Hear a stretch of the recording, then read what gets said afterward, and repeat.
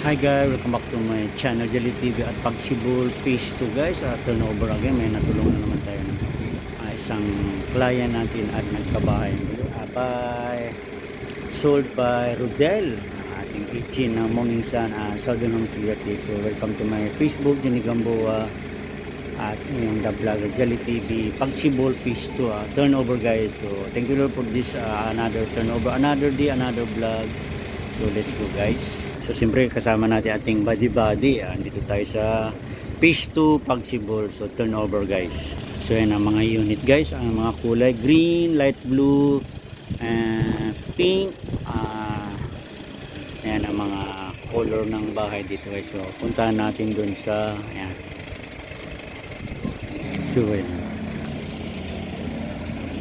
So andun na ating mga client. Ayan kanila yan, mayroon naman tayong sports not covered basketball area nila guys. Then kanilang water tank, laki-laki, di ba? So ayan guys, marami ring turnover. Siguro andun sila sa kabila.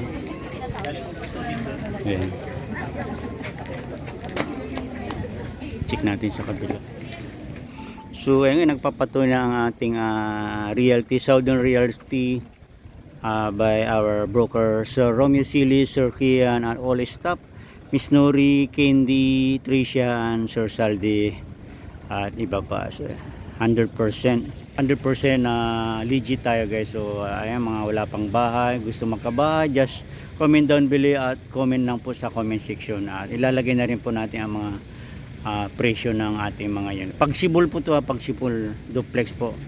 So yan ang kabuuan ng phase 2 guys, ang ating Pagsibol. Mamaya abangan nyo yung for actual turnover guys sa unit ng client namin.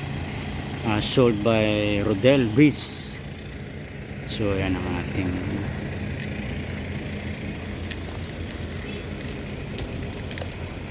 yan ang mga kulay ng mga bahay guys.